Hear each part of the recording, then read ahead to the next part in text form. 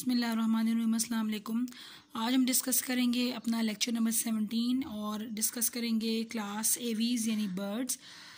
अच्छा जी, बर्ड्स के बारे में कहा जाता है कि ये दुनिया के सबसे इंटरेस्टिंग एनिमल्स का ग्रुप है, जिसमें आपको बहुत खूबसूरत पैटर्न्स नज़र आते हैं इनके प्लूमेज के, यानी इनके फेदर्स की जो अरेंजमेंट है वो बड़ी खूबसूरत आपको नज़र आती है। और इनके अंदर बड़ी जो इनका वॉइस बॉक्स है, बहुत ज़बरदस्त किस्म की वॉइस यहाँ से आती है, यानी इनकी आवाज़ खूबसूरत है और दिखने में भी खूबसूरत एनिमल जो है बेसिकली उसकी कैटेगरी में बर्ड्स आते हैं। ठीक है, सो ये बर्ड्स के बारे में कहा जाता है कि ये बिल्कुल मैमल्स की तरह हाईएस्ट कैटेगरी शेयर करते हैं डेवलपमेंट के हिसाब से। यानी आप यूँ समझ लें, आप देखें, अब आप अपनी हायरार्की को देखें।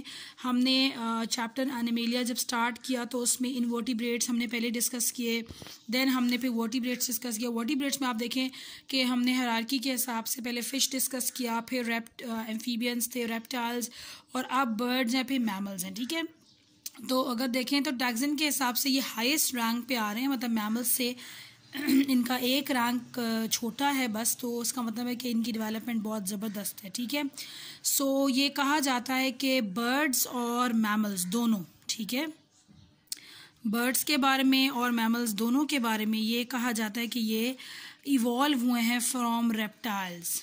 ठीक है, ये रेप्टाइल्स से इवॉल्व हुए हैं, डिफरेंट लाइन से। और जो बर्ड्स का फॉसिल एक मिला है, एक बर्ड का जो कि एंशियंट बर्ड है, यानी एक कदीम बर्ड की कैटेगरी, इसका नाम है आर्कियोप्टेरिक्स, और जिसकी 2 स्पीशीज़ जो है उनके फॉसिल्स जो हैं वो जुरासिक पीरियड के अंदर जो है वो सेडिमेंट से या रॉक से मिले हैं दुनिया की हिस्ट्री के अंदर। ठीक है जी, सो ये फॉसिल एविडेंसेस क्या शो करते हैं कि जो आर्कियोप्टेरिक्स बर्ड था, उसकी स्पीशीज़ थी, उसका साइज़ जो है वो एक कौवे जितना है, यानी कौवे जितना साइज़ ऑफ अ क्रो है। और स्कल जो है, यानी जो खोपड़ी है, उसके तमाम जो फीचर्स हैं वो आज के मॉडर्न बर्ड्स के फीचर्स से मिलते जुलते हैं। ठीक है, और एक चीज़ जो थोड़ी सी डिफरेंट थी वो ये कि बोनी टीथ इसके पास प्रेजेंट थे जॉ सॉकेट के अंदर, which is unlike the modern birds.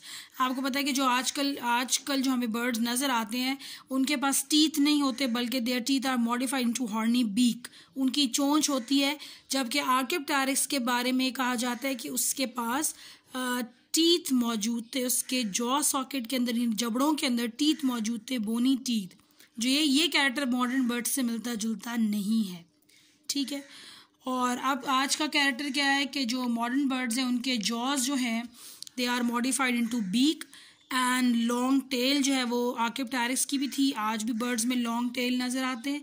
और आर्कियोप्टेरिक्स में एक और फीचर क्या था कि हर जो विंग है, यानी जो उसके विंग्स थे, उसमें क्लॉज मौजूद थे।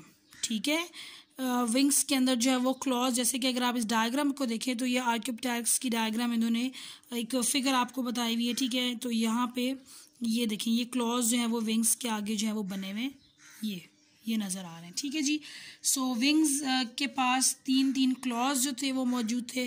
और कह लें कि आप ये फीचर थोड़ा सा डिफरेंट है कि थोड़ी बहुत इसकी रिजेम्बलेंसेस जो है वो डायनासोर से, यानी रेप्टाइल्स से मिलती जुलती है, यानी मिलती जुलती थी बिल्कुल। और बेसिकली डायनासोर्स जो है वो जाइंट रेप्टाइल्स की कैटेगरी में आते हैं दुनिया की हिस्ट्री के अंदर। ठीक है जी, अच्छा, उसके बाद जो फॉसल्स बाद में भी मिलते गए, उन तमाम के अंदर जो है वो टीथ मिले बर्ड्स के, लेकिन आज के जो बर्ड्स हैं उनके अंदर जो है वो बीक मौजूद है। और जो एविडेंसेस है, ये जो फॉसिल एविडेंसेस हैं, ये इस बात को साबित करते हैं कि बर्ड्स जो हैं यार they are derive from reptilian ancestors, यानी बर्ड्स के जो एंसेस्टर्स हैं दे आर रेप्टाइल्स। और आर्कियोप्टेरिक्स के जो कैरेक्टरिस्टिक्स है, अगर उनकी हम बात करें तो इनके कैरेक्टरिस्टिक्स रेप्टाइल्स जैसे भी हैं और बर्ड्स जैसे भी हैं। ठीक है जी, जैसे कि अगर आप इस डायग्राम को देखो तो इसके चेहरे की तरफ अगर आप देखो तो ये यहाँ पे आपको स्केल्स नज़र आ रही हैं, बिल्कुल ऐसे ही जैसे रेप्टाइल्स के अंदर है।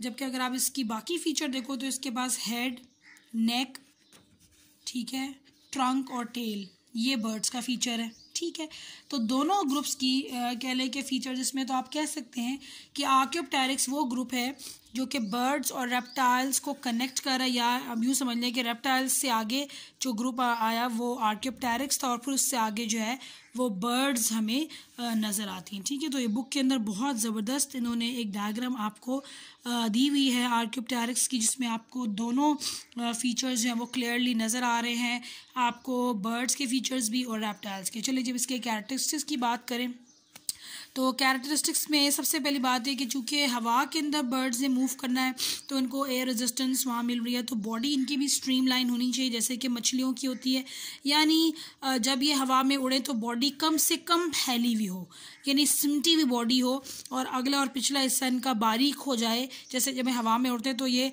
अपने पैरों को पीछे की तरफ कर लेते हैं, विंग्स को भी आगे से पीछे की तरफ बार बार फेंकते हैं, तो उससे क्या होता है कि बॉडी स्ट्रीमलाइन होती है, यानी फ्यूसीफोर यानी स्पिंडल शेप होती है।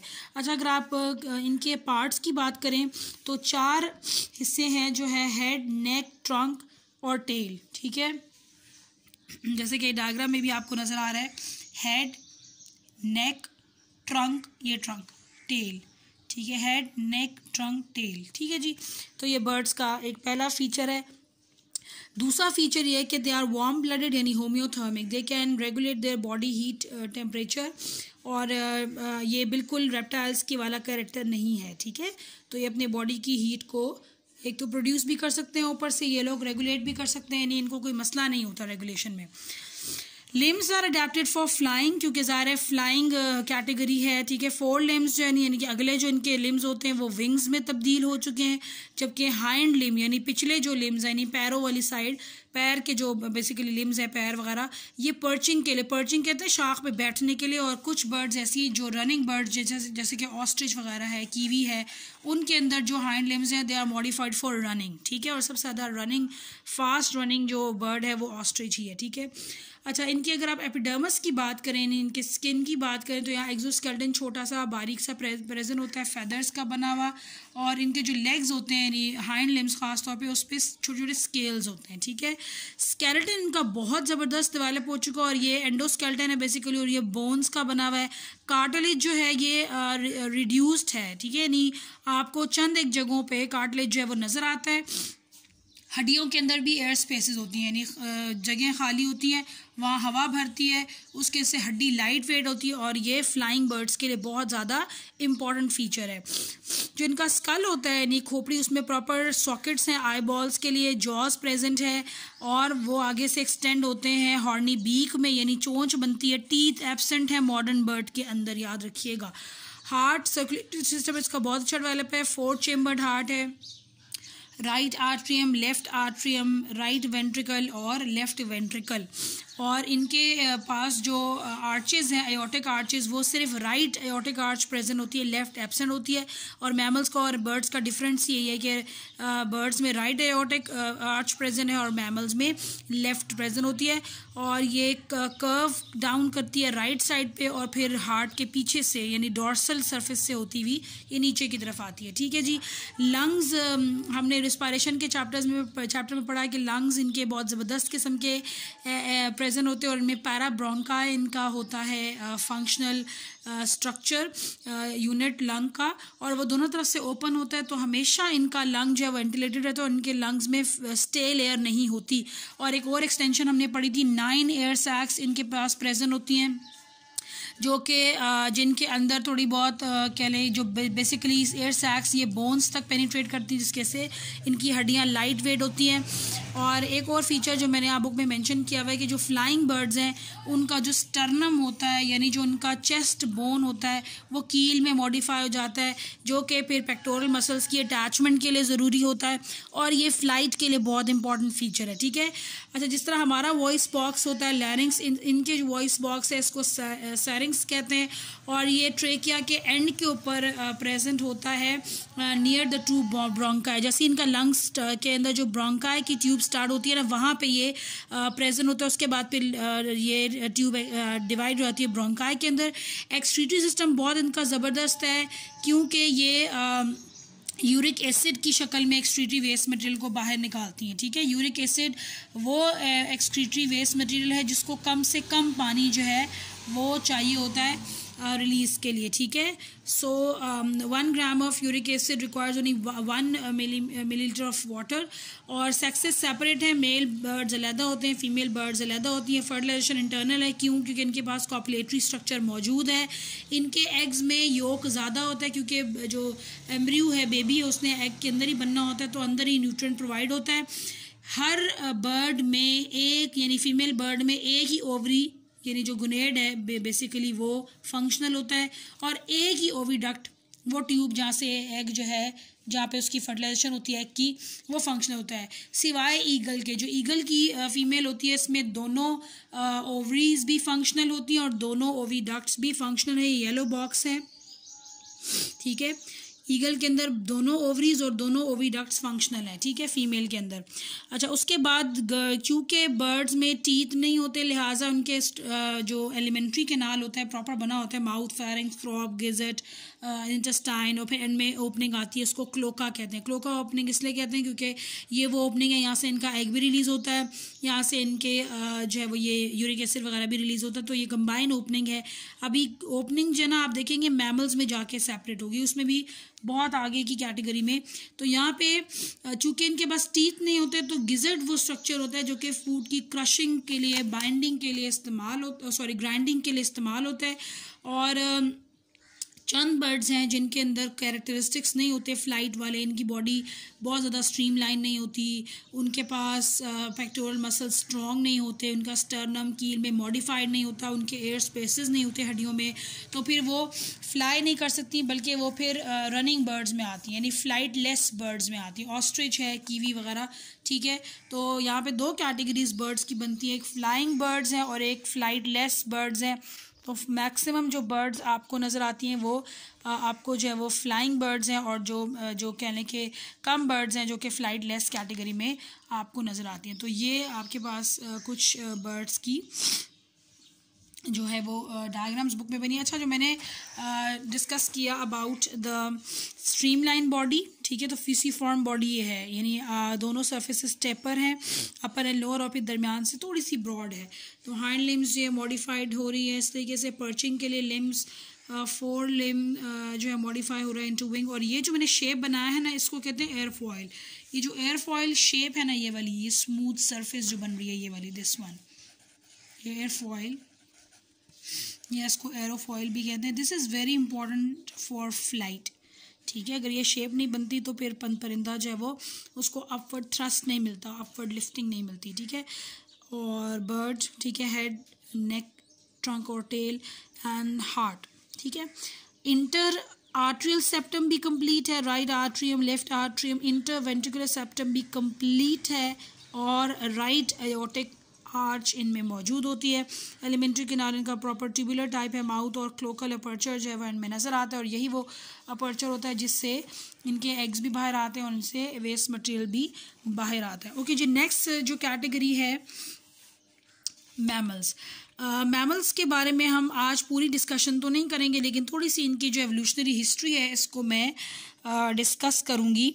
तो जो टर्म मैमल है वो कार्लिस लीनियस ने इस ग्रुप को दिया, और ये क्यों? क्योंकि इस ग्रुप के जो फीमेल मेंबर्स हैं तमाम, वो अपने बच्चों को, अपने ऑफस्प्रिंग्स को, जो मदर ब्रेस्ट है बेसिकली, वहाँ से फीड करवाते हैं। ये मिल्क से फीडिंग होती है, तो इस वजह से जो मिल्क के जो ग्लैंड्स हैं, मेमरी ग्लैंड्स, उनकी वजह से, मेमरी ग्लैंड्स की प्रेजेंस की वजह से इस ग्रुप के मेंबर्स को मैमेलिया कहा जाता है। यानी यहाँ पे जो फीमेल मेंबर्स, उनके पास मेमरी ग्लैंड्स हैं जिससे वो अपने ऑफस्प्रिंग्स को नरिश करती हैं या उनको फीड करती हैं, ठीक है जी। इसके बारे में कहा जाता है कि ये एनिमल किंगडम का हाईएस्ट रैंक के ऊपर हायरार्की में सबसे ज़्यादा एडवांस, सबसे ज़्यादा कॉम्प्लेक्स किस्म का ग्रुप है, और ये इनकी जो एडवांसमेंट है ये नज़र आती है प्रॉपर, यानी इतने ज़्यादा फीचर्स हैं, इतनी ज़्यादा इंटेलिजेंस है, कैरेक्टरिस्टिक्स इतने इंपॉर्टेंट हैं इनके अंदर, और बहुत ज़्यादा एडवांसमेंट के साथ। तो एक बहुत अच्छी एडवांसमेंट जो इसके अंदर नज़र आई है वो है नर्वस सिस्टम की का ज़बरदस्त होना, ठीक है। तो नर्वस सिस्टम की एडवांसमेंट अब कैसे है? तो सेंट्रलाइज तो काफ़ी टाइम से हम पढ़ रहे हैं ना, प्लेनेरिया से सेंट्रलाइज शुरू हो गया था, लेकिन यहाँ पे क्यों उतना ज़्यादा इसको फोकस किया जा रहा है कि ये बहुत ज़्यादा एडवांस है? क्यों? क्योंकि ब्रेन जो है वो कॉम्प्लेक्स है, नंबर 1। नंबर 2, जो क्रेनियल नर्व्स यहाँ से एंटर और एग्जिट होती हैं वो बहुत ज़बरदस्त काम प्ले कर रही हैं, बहुत इंपॉर्टेंट रोल का उनका मौजूद है। फिर ब्रेन जो है it is divide into fore brain, mid brain and hind brain. और हमें पता है कि जो फोर ब्रेन है सबसे कॉम्प्लेक्स पार्ट यही है, उसमें सेरिब्रम का पोर्शन सबसे कॉम्प्लेक्स होता है, ठीक है। फिर जो हेमिस्फेयर्स बनते हैं, फिर जो इंटरनल जो कनेक्शंस होते हैं एक्सॉन फाइबर्स के, तो ज़बरदस्त किस्म की intelligence, intellectual reasoning, judgement, thinking यहाँ पे जो है वो इस ग्रुप में आपको जो है वो नज़र आना शुरू हो जाती है। That's why we can say that इनका नर्वस सिस्टम बहुत ज़बरदस्त किस्म का बना हुआ है। और बायोलॉजिस्ट जो है इस बात को एक्सेप्ट करते हैं कि जो ये वाला ग्रुप है मैमल्स का, ये इवॉल्व हुआ है, यानी डिसेंड हुआ है फ्रॉम रेप्टिलियन एंसेस्टर, यानी रेप्टाइल्स के एंसेस्टर से, और उस ग्रुप का नाम है कॉटिलोसॉर्स। ये रेप्टाइल का वो ग्रुप है जिसने मैमल्स को डिसेंड किया है, ठीक है। और ये भी कैसे पता चला? Due to the fossil record जो कि अवेलेबल था, क्योंकि आपको पता है कि रेप्टाइल्स भी बोनी स्ट्रक्चर मौजूद है, तो ज़्यादातर ऐसे एनिमल्स जिनमें बोनी स्ट्रक्चर होता है उनका फॉसिल रिकॉर्ड हो जाता है, ईजीली मेंटेन हो, यानी प्रिजर्वेशन उनकी हो जाती है, क्योंकि वो सख्त होता है ना, हार्ड पार्ट होता है, जबकि सॉफ्ट स्ट्रक्चर्स होते हैं उनको उनकी प्रिजर्वेशन इतनी आसान नहीं होती, ठीक है। सो मैमल्स के जो एंसेस्टर्स हैं इनके बारे में कहा जाता है, यानी जो कॉटिलोसॉर्स हैं, ठीक है, इनके बारे में कहा जाता है कि ये बाकी के रेप्टाइल्स के साथ जो है वो रहते थे जुरासिक टाइम के अंदर, और इन ऑर्गेनिजम्स को मैमल लाइक रेप्टाइल्स कहते थे, यानी कुछ फीचर्स इनके रेप्टाइल्स जैसे भी थे और कुछ फीचर्स इनके मैमल्स जैसे भी थे, तो इस वजह से इनको मैमल्स लाइक रेप्टाइल कहा जाता है, ठीक है। कुछ ऐसे भी थे जो चूहे के साइज़ के जितने थे और दरख्तों पे रहते थे, और एक बहुत अर्ली रेप्टाइल जिसके बारे में कहा जाता है जी, नाम उसका है वेरानॉप, ये जीनस है, ग्रुप है, ठीक है, वेरानॉप, और ये टेक्सास के अंदर जो है वो पाए जाते थे। और इनके बारे में कहा जाता है कि इन जैसे तकरीबन 5 ग्रुप्स ऐसे हैं जो कि मैमल लाइक रेप्टाइल्स हैं, यानी जिनके कुछ फीचर्स मैमल जैसे हैं और कुछ फीचर्स रेप्टाइल्स जैसे, और आधे यानी 50% कैरेक्टर उनके रेप्टाइल जैसे हैं और 50% उनके मैमल्स जैसे हैं, ठीक है। और मैमल्स जो हैं ये डोमिनेंट हुए कब जाके? सीनोज़ोइक जो पीरियड है ना जी, सबसे ज़्यादा रीसेंट ये पीरियड है, which is only 70 million years ago, ठीक है, very recent time in the earth history. तो ये एक एवोल्यूशनरी पर्सपेक्टिव हमने डिस्कस किया मैमल्स से रिलेटेड। आज के टॉपिक में हमने बर्ड्स को डिस्कस किया, उनके एवोल्यूशनरी पर्सपेक्टिव डिस्कस किया, उनके कैरेक्टरिस्टिक्स डिस्कस किए। आर्कियोप्टेरिक्स के कैरेक्टरिस्टिक्स बहुत इंपॉर्टेंट है, बहुत इंपॉर्टेंट शॉर्ट क्वेश्चन ये बन सकता है, ठीक है जी। और हमने डिस्कस किया क्लास मैमिलिया की थोड़ी सी एवोल्यूशनरी हिस्ट्री हमने आज डिस्कस की है, और बाकी इसके जो कैरेक्टरिस्टिक्स हैं वो इंशाल्लाह कल मैं अपने lecture number 18 which might be the last lecture of this chapter मैं डिस्कस करूँगी। और उसमें ये डिस्कस करने के साथ ही मैं कैरेक्टरिस्टिक्स और इनकी क्लासिफिकेशन और साथ ही एक्सरसाइज भी हम इसको कल ही डिस्कस करके इस चैप्टर को यहाँ पे वाइंड अप करेंगे। और उसके बाद इंशाल्लाह आपका टेस्ट जो है और असाइनमेंट्स का जो सिलसिला है वो हम बाकायदा तौर पे शुरू करेंगे। अभी भी कुछ असाइनमेंट्स मैंने रिसीव किए हैं, 13 चैप्टर की मुकम्मल हो गई है, अब 14 चैप्टर की रहेगी आपकी असाइनमेंट, और 10 चैप्टर की, ये दोनों इंशाल्लाह मुकम्मल करने के बाद हम फिर इंशाल्लाह टेस्ट की तरफ जो है वो आएंगे, ठीक है जी। अपना ख्याल रखिएगा, अल्लाह हाफिज़।